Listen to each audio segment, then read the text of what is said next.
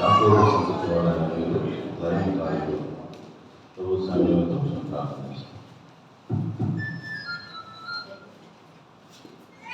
తండ్రి, నమ్మకం పరలోకపు తండ్రి, ఈ ప్రభు దినంలో పరిశుద్ధుల మధ్యన సూచించుటకు సంఘంగా మేము అందరూ ధనపరుచుటకు న్యాయపరుచుటకు మాకు ఇచ్చిన మంచి సమయానికి వందనాలు. నచ్చిన వారం అంతట్లో మమ్మల్ని అందరినీ క్షేమంగా కాపాడి వదిలిపరిచి రకాల చాటున మమ్మల్ని ఉంచి ఉద్యోగమైనటువంటి కీడు ప్రమాదం తప్పించి ఈ దినం మేము అందరి ఆవరణలో మేము ఆనందించడానికి మాకు ఇచ్చిన ఈ మంచి అవకాశాన్ని కూడా మేము పొందడానికి ఎక్కడి వారము ఎచ్చటి వారము ఏ పాటల వారము దుర్మధువులకి సమానులు నీచులము పనికిరాని వారంలో ఒప్పుకుంటున్నాను. మీ పేరు పెట్టి పిలవడానికి అర్హులము కాదు. కేవలము మీ కృప ద్వారా మేము నిలబడుతున్నాం. ఈ దినము మాది కాదు, కేవలం నీ కృప ద్వారా మేము జీవిస్తున్నాం. మాకు కాదు మాకు కాదు, నీ కృపా సత్యములను బట్టి నీ నామానికి నమ్మకులుగా ఈ దినము తండ్రి మీ ఉద్దేశములు సంపూర్ణంగా నెరవేర్చుకోవడం మీకే మహిమ కలుగుగా. నీ నామము పరిశుద్ధమైనది, నీ నామము పూజింపదగినది. నేను ఆత్మతో సత్యముతో ఆరాధించినట్లు మమ్మల్ని అందరినీ సిద్ధపరచు. కనికరమైన చింతలన్నింటినీ బంధిస్తూ పాల్గొడుతున్నాం. నీ కలవరిస్తూ రక్తకాలకి నన్ను భావన తీసుకొస్తూ ఈ సమయం దీవెనకరంగా చేసి నడిపించమని, మా దృష్టి తొలగిపోకుండా కాపాడుకొని ఈ ప్రాంగణ మీ ఆవరణ అంతటిలో దైవాత్మ సంచారం కోరుచున్నాం. మా దృష్టి తొలగిపోకున్నట్టు కాపాడు. మా వారికి ఏ సుఖం ఎవరు కనపడలేదు. మీ మంచితనం గుర్తిరిగినట్టు సహాయం చేయండి.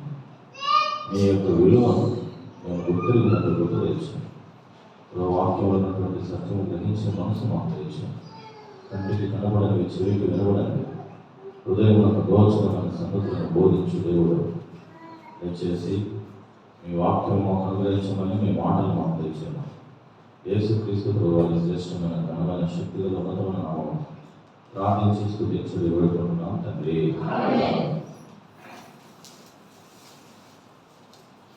అందరికీ వందనమ్మా.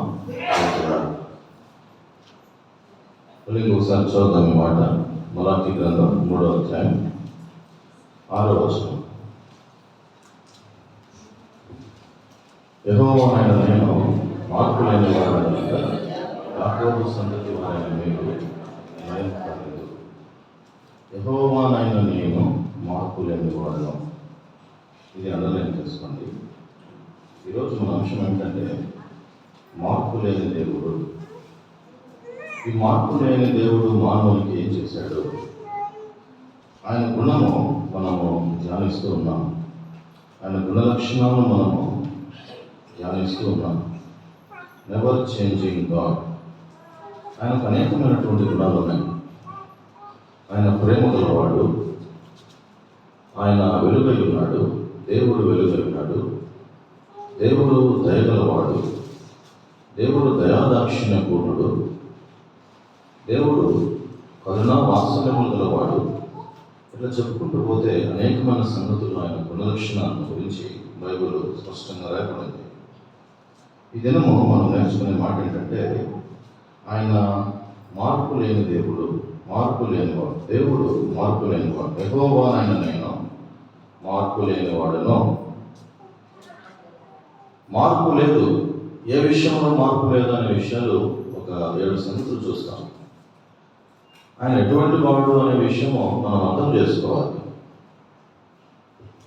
ఆయన యొక్క గొప్పతనం ఏమిటి, ఆయన యొక్క క్యారెక్టర్ ఏంటి అనేది మనం పూర్తిగా అర్థం చేసుకోవాలి, క్షుణ్ణంగా అర్థం చేసుకోవాలి.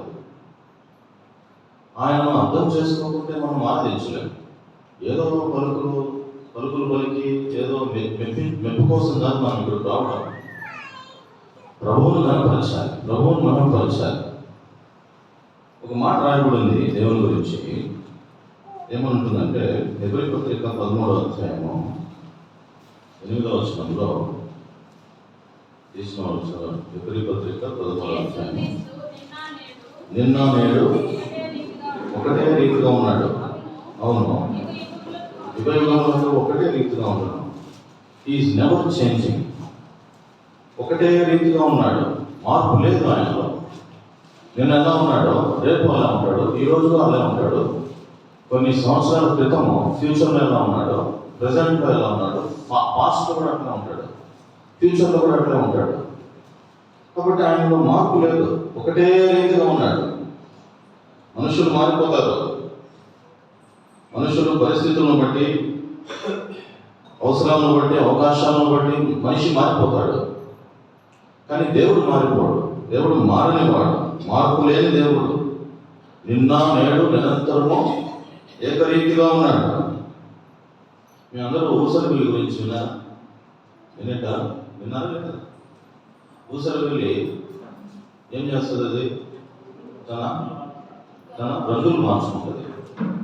అది పరిస్థితులను బట్టి, శత్రువులను పట్టుకోవాలని, ఆకలి పరిస్థితులను బట్టి అది ఏం చేస్తుందంటే రంగులు మార్చుకుంటుంది.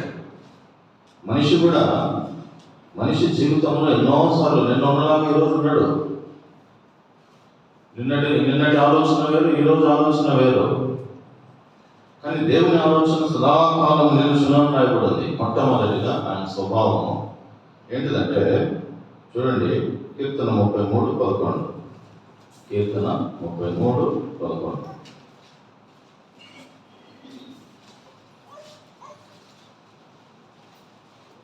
కీర్తన 33:11.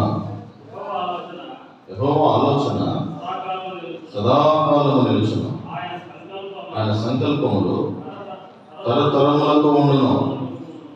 ఆయన ఆలోచన నిలుస్తుంది, ఆయన ఆలోచనలో మార్పు లేదు. ఆలోచనలో మార్పు లేని ఆలోచన. మానవుని తలంపులు ఒక దినం ఉంటే ఇంకో దినం మారిపోతూ ఉంటాయి. దేవుని ఆలోచన మాత్రం సదాకాలం నిలుస్తుంది.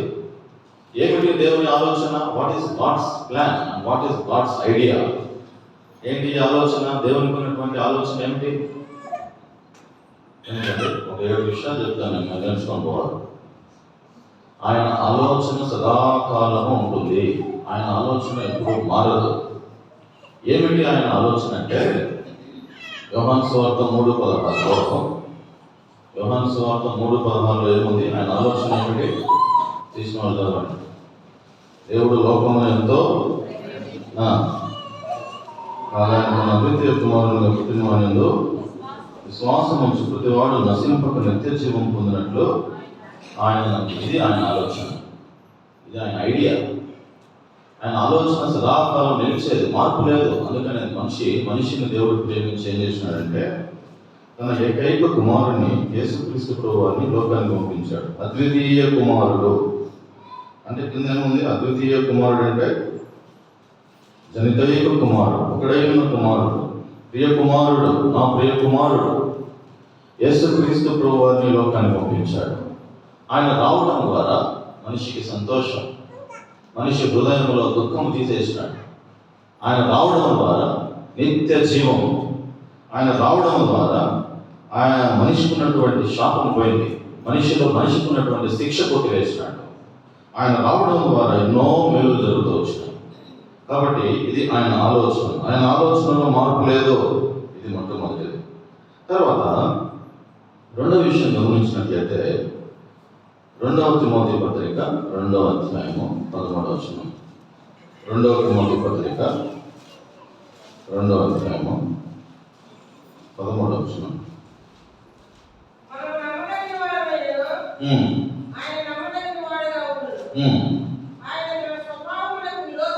విరోధముగా ఆయన స్వభావమునకు విరోధముగా ఏమీ చేయడు.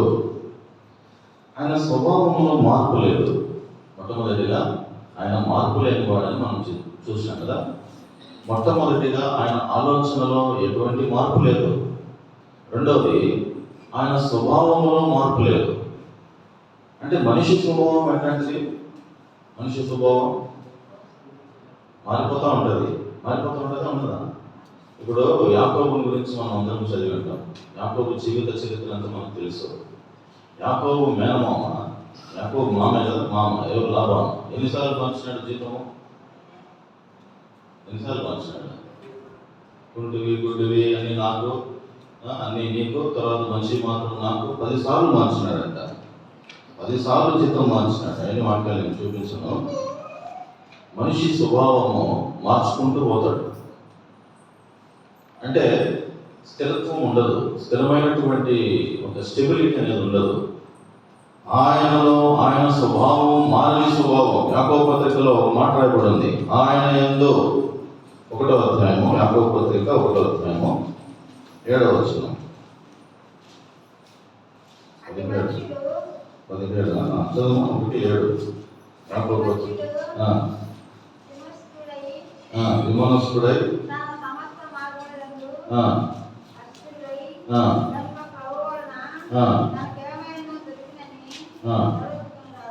వచనంలో ఆయన యందు శ్రేష్టమైన ప్రతి ఈవియు సంపూర్ణమైన ప్రతివరమును పరిసంబంధమైనదై జ్యోతిర్మయుడు తండ్రి వద్దనొచ్చును. ఆయన యందు ఏం లేదు, ఏ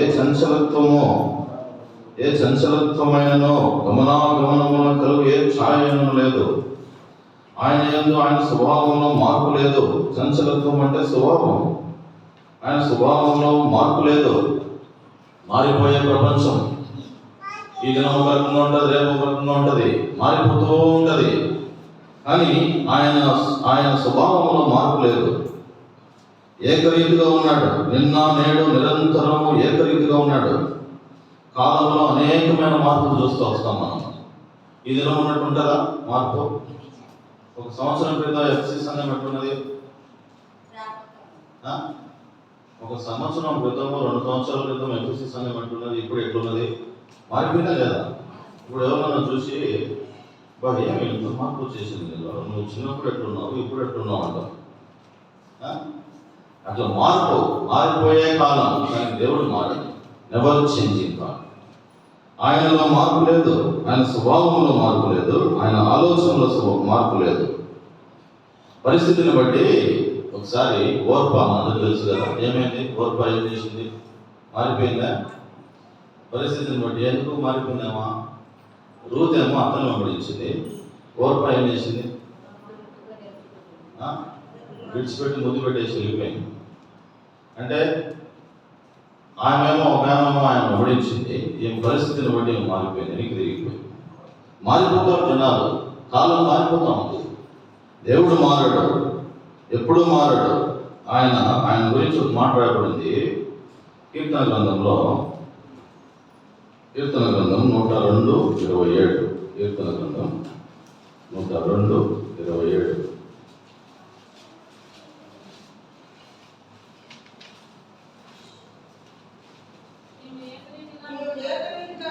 ఈ వచనం అందరం చదివితే బాగుంటుంది. అందరం తీసుకోవాలి. కీర్తన 102:27. నీవు ఏకరీతిగా ఉన్నవాడు, నీ సంవత్సరములకు అంతము లేదు. ఏమంటే ఆయన ఎట్లున్నాడు?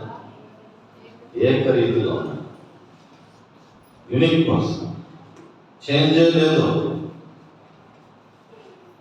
సృష్టి పుట్టినప్పటి నుంచి ఆయనకు పుట్టుక లేదు, అంతము లేదు. ఆది లేదు, అంతము లేదు. అప్పుడు ఎట్లున్నాడు, ఇప్పుడు అట్లే ఉన్నాడు. ఎవరు చేంజింగ్. సంవత్సరంలో అంతమే లేదు.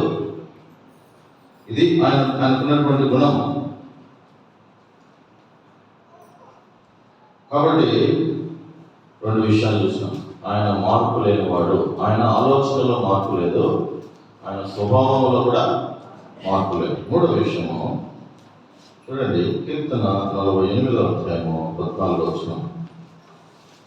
కీర్తన 48:14.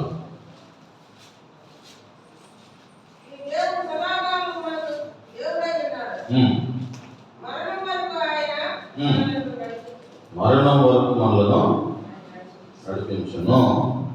పోషించే విషయంలో మార్పు లేదు. ఆయన మాట ఇచ్చిన వాడు నెరవేర్చేవాడు. ఆయన మరణం వరకు నడిపిస్తాడు. దేవుడు పోషించేవాడు. ఇశ్రాయేలు ప్రజలను ఐగుప్తు దేశంలో నుంచి నడిపించేటప్పుడు అరణ్యంలో వాళ్ళకు ఆకలేదు. వాళ్ళకు అరణ్యంలో అడవిలో గుర్తు వచ్చింది, మాకు మాంసం కావాలి. వాళ్ళకు దేవుని విషయమై సనుక్కున్నారు. ద్వితీయోపదేశకాండం 8వ అధ్యాయంలో మాటలు ఉన్నాయి చూడండి. ద్వితీయోపదేశకాండం 8వ అధ్యాయము 3-4 వచనాలు.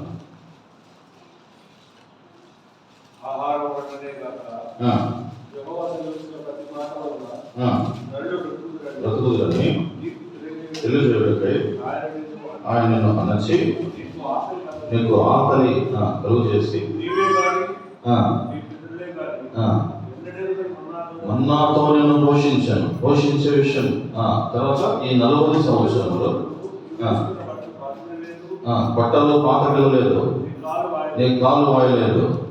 కాబట్టి చూడండి, ఆయన ఎట్లా పోషిస్తున్నాడంటే 40 సంవత్సరాలు పోషించినాడట. అరణ్యములో, అడవిలో ఏమి దొరకని చోట విడిచిపెట్టేలేదు. ఆ ప్రయాణం అంతా సఫలంగా జరుగుతూ ఉంది. వీళ్ళేమో సనుగుతున్నారు. ఏమని సనుగుతున్నారు తెలిసిన? ఇదే మాటలు ద్వితీయోపదేశకాండం 2వ అధ్యాయంలో ఎక్కడుంది ఆ మాట? సనుగుట నిర్గమకాండం కదా, 2వ అధ్యాయం 4వ వచనం చూడండి, 7వ వచనం చూడండి. ద్వితీయోపదేశకాండం 2:7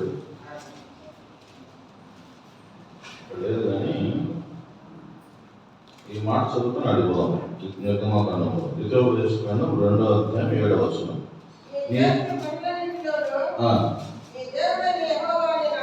ఆశీర్వదించను ఈ గొప్ప అరణ్యములో నీవు ఈ 40 సంవత్సరములో సంచరించిన సంగతి ఆయన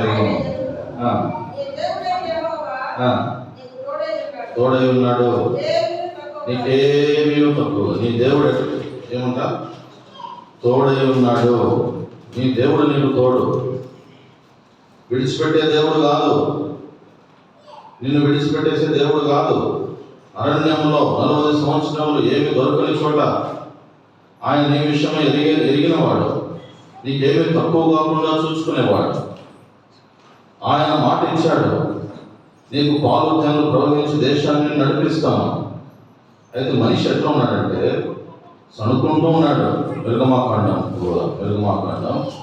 16వ అధ్యాయము 7-8 వచ్చిన 16వ అధ్యాయము 7-8 వచ్చిన ఏం చేస్తున్నారు వీళ్ళు? యెహోవా మీద మీరు సడిగిన సనుగులను ఆయన వినుచున్నాడు. ఉదయమున మీరు యెహోవా మహిమను చూసేదారు, మా మీద సనగనేలా అనేది 8వ వచనం. మరియు మోషే మీరు తినుటకై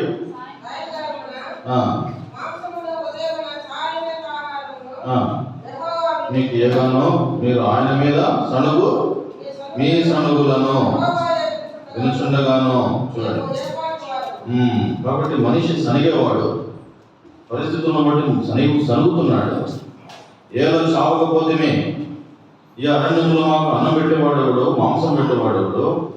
మేము మా ఇంటి దగ్గర వండుకొని కొండల దగ్గర ఈ ఐగుప్తు దేశంలో మంచిగా తృప్తిగా తింటా ఉన్నాం కదా, మధ్యలో మమ్మల్ని చేసారు మా ఇక్కడికి వచ్చి అని చెప్పి వాళ్ళు సనుగుతున్నారు. అయితే దేవుడు ఇచ్చిన వాగ్దానం ఏమిటంటే, ఆయన నేను మిమ్మల్ని నా మరణం వరకు నడిపించాను. ఎంతవరకు నడిపిస్తాడంట? మరణం వరకు నడిపించావు. పోషించేవాడు, పోషించే విషయంలో ఆయన ఎప్పుడు తక్కువ చేసేవాడు కాదు. ఇప్పుడు ఇది 3వ విషయం. 4వ విషయము కీర్తన గ్రంథం 110వ అధ్యాయం 4వ వచనం. కీర్తన గ్రంథం 110వ అధ్యాయము 4వ వచనం.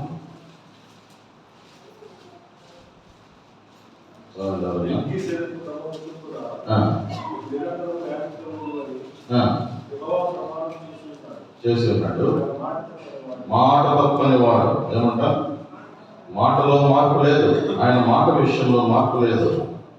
ఆయన వాగ్దానం చేసిన వాడు నెరవేర్చేవాడు, వాగ్దానం నెరవేర్చేవాడు.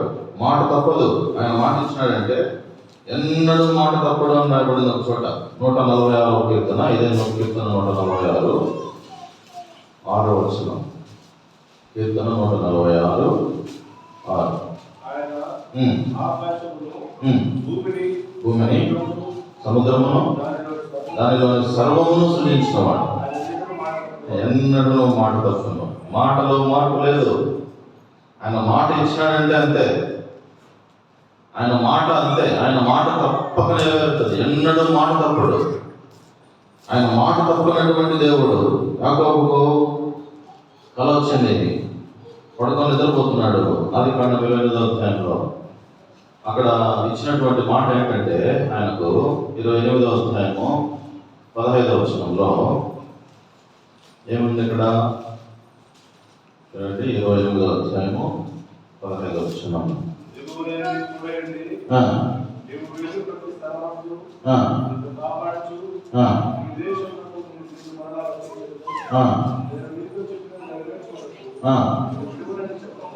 విడువను నీతో చెప్పినది ఏమంట?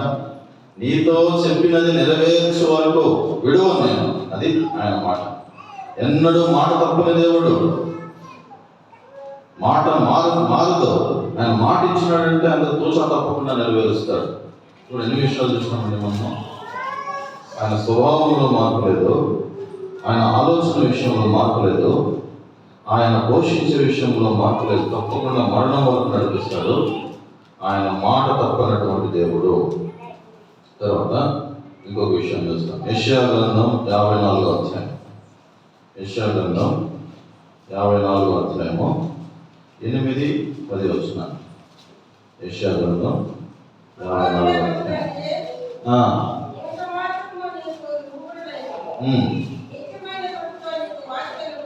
వాత్సల్యము చూపుదు నిత్యమైన కృపతో.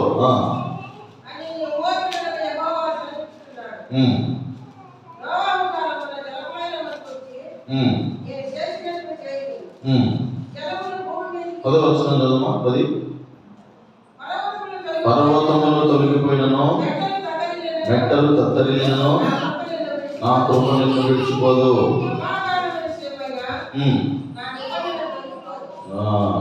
ఏం మారదంట? కృప మారదు. మనం పోయిన వారం, ఇప్పుడు 2 వారాల క్రితము ఆయన కృప గురించి ధ్యానం చేసినాం. ఆయన కృప ద్వారా మనం నీతిమంతులుగా అయ్యాము. ఆయన కృప చేత రక్షించబడ్డాము.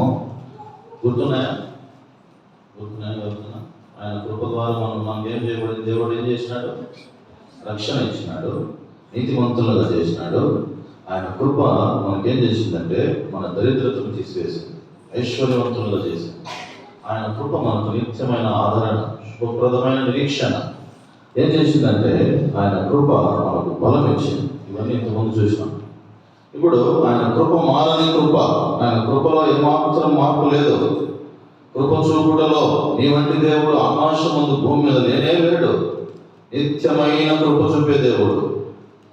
కాబట్టి ఆయన కృప శాశ్వతంగా మన మీద చూపిస్తూనే ఉన్నాడు. ఎన్ని చూసినప్పటికీ గుర్తుపెట్టుకున్నాం. ఎన్ని చూసినాం? ఆయన గొప్పతనం గురించి ఆలోచన చేస్తున్నాం. ఎన్ని చూసినాం? ఆలోచన విషయంలో ఆయన మారడు, మార్పు లేదు. ఆయన స్వభావంలో మార్పు లేదు.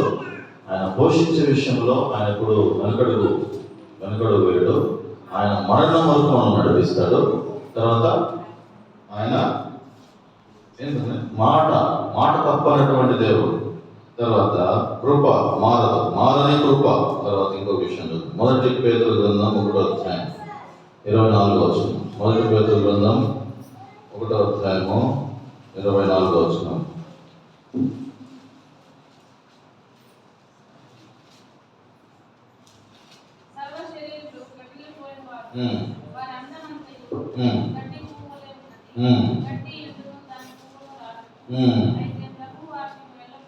నిత్యము నిలుచు దేవుని వాక్యము నిత్యము నిలిచేది. మారని దేవుని వాక్యం. ఈ వాక్యం మనల్ని బ్రతికిస్తుంది. ఈ వాక్యం గురించి అనేకమైన సంగతులు రాయబడినాయి. వాక్యము నీ పాదం మనకు ఏమైందంట? దీపం. ఇది మన త్రోవకు వెలుగు.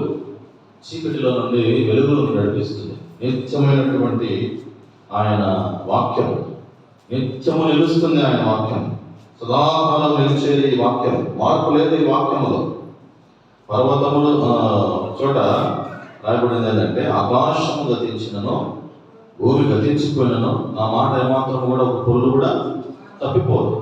కాబట్టి దేవుని వాక్యం నిత్యం నిలుస్తుంది. ఇంకొక మాట చదువుతాము చూడండి.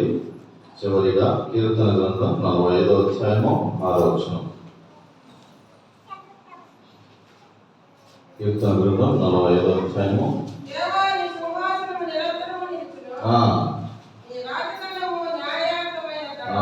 ఏమంట? సింహాసనం నిరంతరం నిలుస్తుంది. ఆయన kingdom, that is God's kingdom, ఎప్పుడు నిలుస్తుంది. నిరంతరము నిలిచే దేవుని రాజ్యం. ఈ రాజ్యంలో నేను ఉండాలని ఆయన కోరుకున్నాడు. ఈ రాజ్యం గురించినటువంటి ప్రత్యేకత ఏమంటే ఒక్క మాట చదివిస్తాను. ప్రకటన గ్రంథం 22వ అధ్యాయము 3వ వచనం. ప్రకటన గ్రంథం 22:3 చదవగలనా?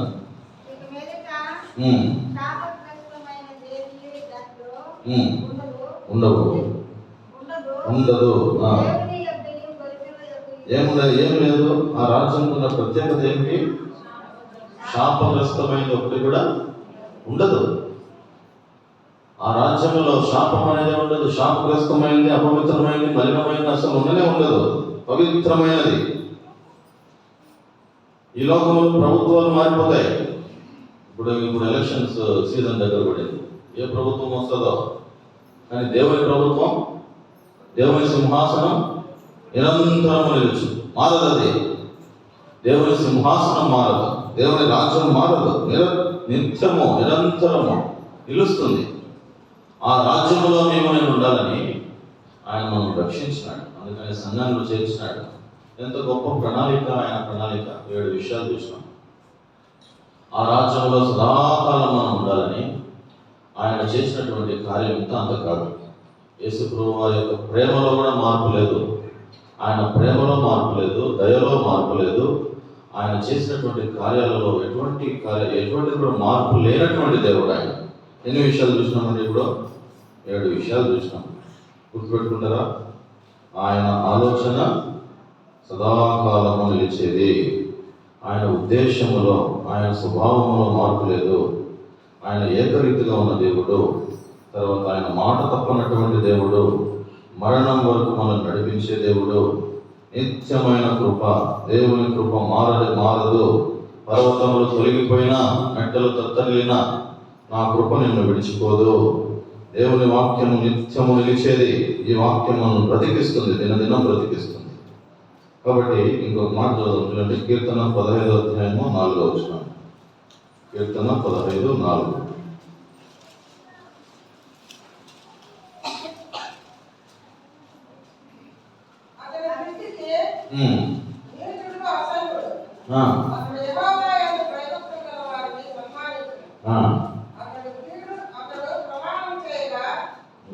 అక్కడ నష్టం వచ్చినా కూడా లేదన్నమాట.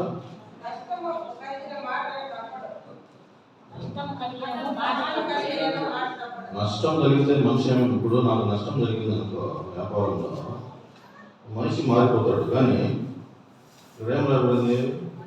ఆయన ప్రమాణం చేయగా నష్టం కలిగినను మాట్లాడదు. మనం ప్రమాణం చేస్తాం. ఒకరికి నేను దగ్గర 5 లక్షలు ఇచ్చిన ఒకప్పుడు. ఇచ్చి జాబ్ చేసేటప్పుడు వాడు మంచి వ్యాపారం చేస్తాడు. వాడికి వచ్చే షేర్లు నాకు ఏదో ఇస్తానన్నాడు. 2.5% ఇస్తానన్నాడు. 2.5% ఇస్తాను షేర్ అన్నప్పుడు నమ్మకంగా ఇచ్చిన. చాలా క్లోజ్ ఫ్రెండ్. వాడు మాట తప్పిపోయినాడు. 3 సంవత్సరాల నుంచి అసలు అడ్రస్ లేదు. ఫోన్ చేస్తే ఫోను అసలు ఇచ్చిన దానికే లేదు అసలు పరిస్థితి. నేనే వడ్డీగా నీలే. ఎట్లుంటుంది ఒక ఎవరిని నమ్మాలంటే ఎవరిని నమ్మదలుచుకోలేం కాబట్టి పెద్ద గుణపాఠమైన అట్లా ఉంటుంది. నష్టం మనిషి చాలా ప్రమాణాలు చేస్తాడు, కానీ దేవుడు చేసే ప్రమాణము నష్టం వచ్చినా కూడా భరించుకోవాలి. అది దేవుని స్వభావం, దేవుని గుణం. ఇట్లాంటివన్నీ చాలా ఉన్నాయి. ఆయన మార్పు లేని దేవుడు. యెహోవానైన నేను మార్పు లేని వాడను కనుక మీరు లయం కాలేదనే మాటకు వచ్చినప్పుడు మనం దేవుడి దృష్టిలో ఎన్ని తప్పిదాలు చేసినామో, మనం చేసిన తప్పిదాలను బట్టి దేవుడు మనల్ని ఎన్నిసార్లు శిక్షించాలా అనే మాట చూస్తే కీర్తన 103లో 103వ అధ్యాయము 10వ వచనం. 103:10 చెప్తున్నా. 103:10 మన పాపములను బట్టి మనకు ప్రతీకారము చేయలేదు, ప్రతిఫలం ఇయ్యలేదు. మన దోషములను బట్టి మనకు ప్రతిఫలం ఇయ్యలే, రివెంజ్ తీర్చుకోలే, లయం కాలేదు. ఎందుకు లయం కాలేదంటే ఆయన ప్రేమ నిరంతరం మన ఎదురు చూపిస్తున్నాడు. దోషం మన మీద, మన దోషమును బట్టి మనము ఆయనను ఆయాసపరుస్తున్నాం, గాయపడుతున్నాం, మాటకు దుఃఖపెడుతున్నాం. అయినప్పటికీ ఆయన ప్రతీకారం చేయలే. కాబట్టి యెహోవా ఆయన నేను మార్పు లేని వాడు కనుక మీరు లయం కాలేదు. దేవుడు మన మీద పగ తీర్చుకోలేదు, మనకు శిక్ష వేయలేదు. యేసు ప్రభు మన శిక్షను కొట్టివేసినాడు, ఆయన భరించినాడు, మనం నీతిమంతులుగా చేసినాడు, గొప్ప రక్షణ ఇచ్చినాడు. మన కొరకు ఆయన సెలవులో మరణించినాడు, సమాధి చేయబడ్డాడు, తిరిగి 3వ రోజు ఇచ్చినాడు. కాబట్టి యెహోవా ఆయన నేను మార్పు లేని వాడును. యేసుక్రీస్తు నిన్న నేడు నిరంతరము ఏకరీతిగా ఉన్నాడు. ఏకరీతిగా ఉండే దేవుడి మాటలు దీవించిన కనుక మనం ఒక పాట ద్వారా పాట పాడుతున్నప్పుడు సండే స్కూల్కి వెళ్తాం. పాటలు పాడాలి.